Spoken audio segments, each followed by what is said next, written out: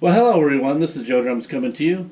I hope everybody out there is doing great, staying safe. I'm doing great and staying safe as well. Today I wanted to make a little short video on my electronic drum set.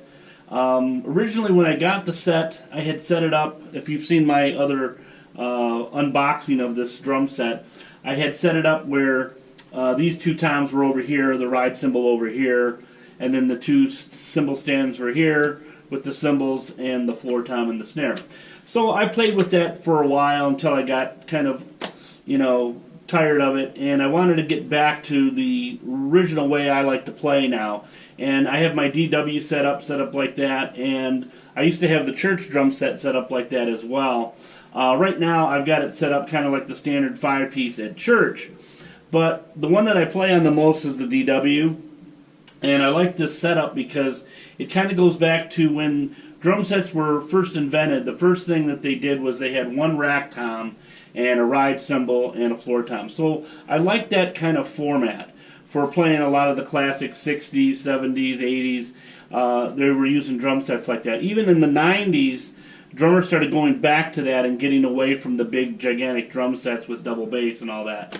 So I like this setup, and it's really comfortable for me, but I needed an extra tom. So what I did was I added the extra tom over here on the left, and the reason why, so that I still have the set like a 5-piece kit, but yet if I ever wanted to go just pretend like it's a 4-piece, I can kind of forget this tom off to the side.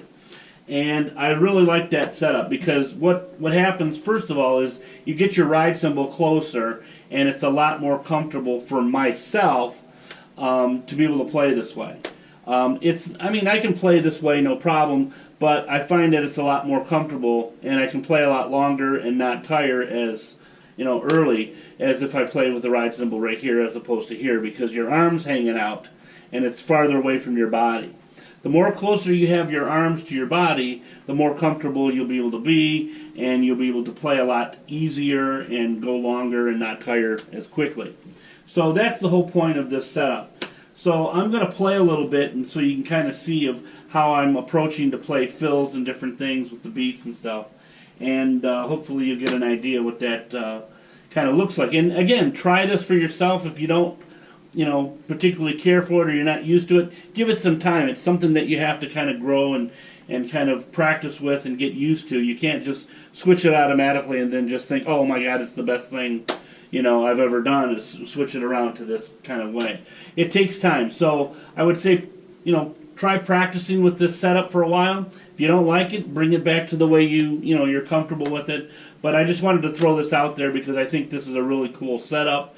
And I think a lot of drummers are kind of opting for that as well.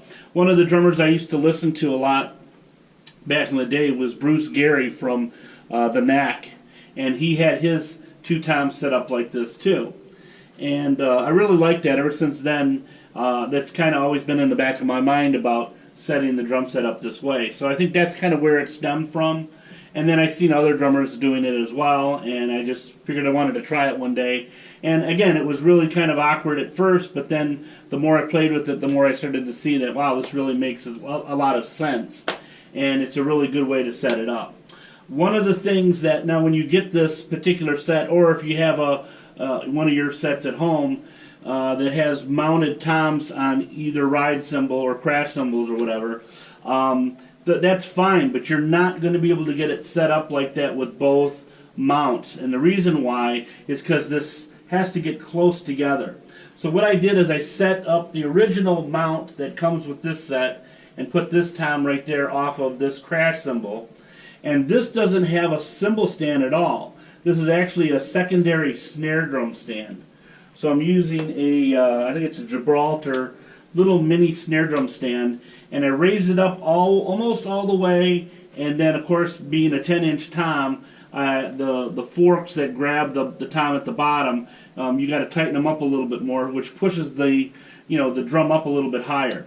So I have it just a little bit higher than the other one to kind of be more ergonomically, the way it feels, a little bit more ergonomically correct here for me.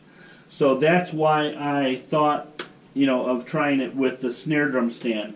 I originally tried it with the mounted stand that I used to have over here for the other one, but it couldn't get these close enough. There's just no way out of one cymbal stand to be able to do 2 toms off of it and be able to angle it just right the way I like it.